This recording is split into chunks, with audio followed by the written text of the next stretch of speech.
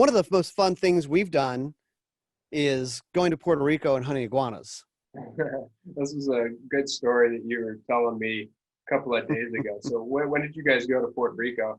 I didn't really realize that it was such a popular, almost a hidden destination in the Yeah. Airgun world.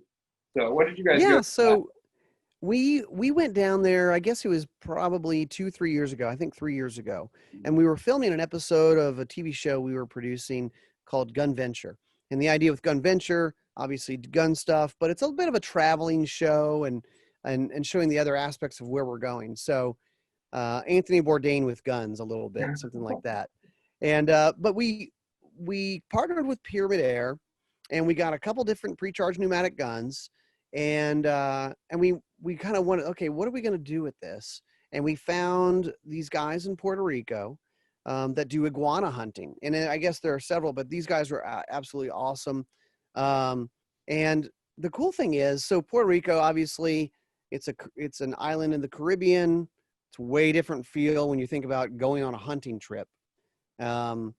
But it's also a territory of the United States. So to bring in guns is not too big of a deal. Now, just like state to state, there are different gun laws. Puerto Rico has its own type of gun laws, but bringing in air guns was nothing.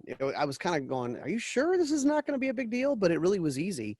And then from there, we did iguana hunting, which is, I would say, if you ever have hunted squirrels, it's kind of like hunting squirrels because you're looking up in the trees for them. At least we were.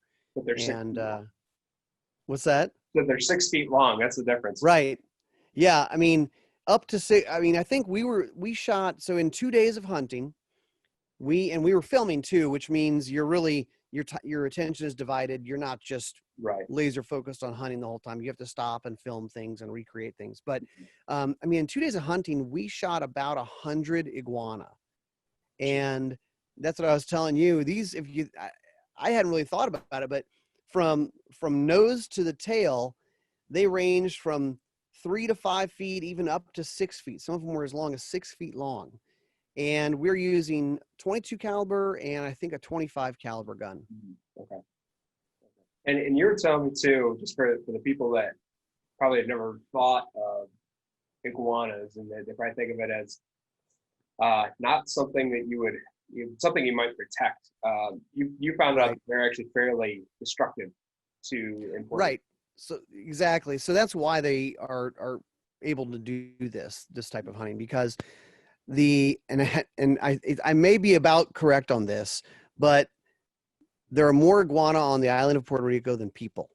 I mean, it's like there's like 3 million people and 4 million iguanas or something like that. It's an incredible amount. And after being there a couple days and hunting them, I believe them. I mean, we would look up in a tree and the guide would say, "Oh, look, this tree has iguana." And we go, "Oh yeah, I see one." And the guide, because he's used to looking, he'd go, there are about 12 up there. And you're like, what? And then you start getting used to seeing them, because they do camouflage pretty good, but they tip themselves, like the tail would be hanging off of the branch and you'd start being able to see them. But yeah, very invasive. And they cause a ton of destruction on crops. We were hunting on an avocado farm one morning. And then also they do a lot of digging and tunneling. So like roads and airports, runways, that type of stuff. So they're really trying to control the population. They dig up the runways. Yeah. Like almost like burrowing underneath and cause problems.